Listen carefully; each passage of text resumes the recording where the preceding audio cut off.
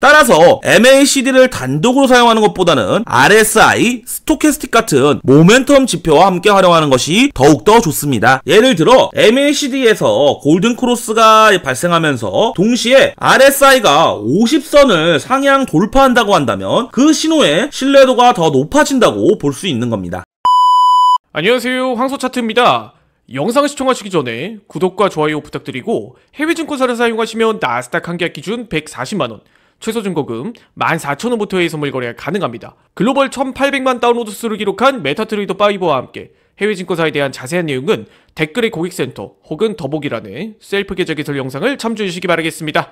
자, 오늘 영상에서는 많은 투자자분들이 가장 많이 활용하고 있는 대표적인 추세지표 MACD에 대해 깊이 있게 알아보도록 하겠습니다. MACD는 주식, 해외선물, 코인 등 거의 모든 차트에서 사용되는 핵심 보조지표입니다. 단순히 추세의 방향만 보는 것이 아니라 전환 시점의 포착, 추세 강도 측정, 그리고 매수와 매도 타이밍 확인까지 가능한 종합적인 도구이기 때문에 초보 투자자분들이 반드시 이해하고 있어야 하는 기본 중에 기본 차트라고 할 수 있습니다. 자, 우선 MACD란 무엇이냐라고 말하신다면 MACD는 이동평균선에서 파생된 지표입니다. 차트를 보시면 이 단기 이동평균선과 장기 이동평균선이 서로 가까워지는 수렴현상이 일어났다가 다시 멀어졌다가 하는 발산현상이 일어나는 모습을 자주 보실 수가 있으십니다. MACD는 바로 이러한 움직임을 수치화해서 시각적으로 보여주는 지표입니다. 즉 이동평균선의 장점을 그대로 유지하면서 추세의 방향과 강도, 지속성까지 함께 확인할 수 있다는 점이 가장 큰 특징입니다. 이 MACD를 설정하는 방법에 대해 설명드리자면 메타트레이더에서 무료로 제공되는 MACD2 라인 지표를 설치하셔야 두 개의 선과 히스토그램을 동시에 보실 수가 있으신데요. 설치하는데 어려움이 있으신 분들은 아래 고객센터로 문의를 주시면 담당자가 바로 설치해드리도록 하겠습니다. 이 MACD의 기본 설정 값은 전 세계적으로 통일되어 있는데요. 단기 이동평균선이 12, 장기 이동평균선이 26, 시그널선 9. 이 수치는 수많은 테스트를 통해서 가장 안정적인 결과를 보여주고 있기 때문에 별 다른 이유가 없으시다면 기본값 그대로 사용하시는 것이 좋습니다. 이제 이 MACD에 대해 알아보자면 MACD는 크게 세 가지 요소로 구성되어 있습니다. MACD선, 단기 이동평균선과 장기 이동평균선의 차이를 나타내주는 선이며, 시그널선은 MACD선의 이동평균선, 조금 더 완만하게 움직이는 특징을 갖고 있습니다. 이 막대 모양 생긴 건 히스토그램이라고 부르고 있는데요. MACD선과 시그널선의 차이를 보여주신다고 이해해 주시면 되십니다. 히스토그램이 양수에 있다면 단기선이 장기선 위에 있다는 뜻으로 상승 압력이 강하다는 의미이고, 반대로 음수라면 하락 압력이 강하다는 뜻입니다. 이 기본 개념만 이해하셔도 MACD가 주는 신호를 훨씬 명확히 파악할 수 있습니다. 많은 투자자분들이 이 히스토그램 막대기를 단순한 배경 그래픽으로만 보시지만 실제로는 매우 중요한 전환 신호가 숨겨져 있다고 할 수 있습니다. 히스토그램이 음수에서 양수로 전환될 때에는 매수세가 유입된다고 볼 수 있으며, 양수에서 음수로 전환될 때는 매도세가 강화됐다고 볼 수 있습니다. 즉 히스토그램의 색상 변화나 크기 변화 자체가 시장의 힘의 이동을 의미한다고 할 수 있어요. 단독으로 매매에 활용하기에는 다소 한계가 있는 지표지만 다른 지표와 병행한다면 추세 전환 확인 신호로도 강력하게 작동한다고 할 수 있겠네요. 그 다음 MACD의 핵심은 바로 이 MACD선과 시그널선의 교차를 보시는 것인데요. 이 부분은 평균적으로 이동평균선의 골든크로스와 데드크로스 개념과 동일합니다. 이 MACD선이 시그널선을 상향 돌파를 한다면 골든크로스라고 볼 수 있으며, 즉 상승 전환의 신호라고 볼 수 있습니다. 반대로 이 MACD가 시그널선을 하향 이탈한다고 한다면 데드크로스라고 보고 있고, 하락 전환의 신호라고 부르고 있습니다. 횡보장에서는 단기 수익 구간 포착용, 추세장에서는 핵심 진입 시점 포착용으로 활용하고 있는 게 일반적입니다. 예를 들어 나스닥 차트에서 이렇게 횡보하고 있는 구간에서 시그널선을 상향 돌파하는 순간 매수 진입을 하였다면 단기적으로만 보더라도 수십 포인트의 수익 구간이 발생할 수 있습니다. 반대로 상승 추세가 이어가던 중 데드크로스가 포착되었다면 익절 후 바로 바로 매도 포지션으로 전환을 고려할 수도 있는 지표가 MACD라고 볼 수 있습니다. 즉 단순히 골든 크로스는 매수, 데드 크로스는 매도, 이 기본 원칙만 지켜도 추세를 따라가는 매매가 충분히 가능하다고 할 수 있습니다. 다만 MACD는 이동평균선을 기반한 지표이기 때문에 어느 정도의 후행성을 가지고 있다고 할 수 있는데요. 즉 이미 가격이 움직인 뒤에 신호가 나올 수도 있습니다. 따라서 MACD를 단독으로 사용하는 것보다는 RSI, 스토캐스틱 같은 모멘텀 지표와 함께 활용하는 것이 더욱더 좋습니다. 예를 들어 MACD에서 골든 크로스가 발생하면서 동시에 RSI가 50선을 상향 돌파한다고 한다면 그 신호의 신뢰도가 더 높아진다고 볼 수 있는 겁니다. 또한 이 MACD를 응용한 전략에는 다이버전스 활용하는 방법이 있는데요. 주가는 고점을 점점 높이고 있는데 MACD의 고점이 점점 낮춰지고 있는 상황이 나온다면 이는 상승세 약화 신호로 볼 수 있기 때문에 조만간 하락이 나올 것이라고 예상할 수 있으며, 반대로 주가는 점점 저점을 낮추고 있는데 MACD는 저점을 높이고 있는 상황이 나온다면 이는 곧 주가가 반등할 가능성이 높다고 볼 수 있기 때문에 이러한 지점에서 골든 크로스, 데드 크로스를 잘 이용하셔서 매매하신다면 수익을 창출할 수 있는 기회가 많이 나온다고 할 수 있겠네요. 정리하자면 MACD는 단순히 골든 크로스, 데드 크로스만 보는 지표가 아닙니다. 이 히스토그램의 양수와 음수의 전환, 다이버전스, 그리고 추세의 강도까지 한눈에 파악할 수 있는 다기능형 종합 보조 지표입니다. 물론 후행성이라는 약점이 있지만 다른 보조 지표와 조합하거나 추세 추종 전략에 접목한다면 충분히 강력한 매매 무기로 사용할 수도 있습니다. 결국 중요한 건 승률이 아니라 수익률입니다. MACD를 꾸준히 연습하고 본인만의 기준과 원칙을 세우신다면 해외 선물 매매에서도 안정적인 수익을 내는데 큰 도움이 되실 겁니다. 오늘 준비한 동영상은 여기까지이며 해외 선물에 대한 문의사항 혹은 해외 증권사 셀프 계좌 개설, 그리고 메타트레이더 계좌 개설 문의는 아래 더보기란에 있는 셀프 계좌 개설 영상을 참조해주시고 고객센터로 문의를 주시면 되십니다. 지금까지 황수차트였습니다. 시청해주셔서 감사합니다.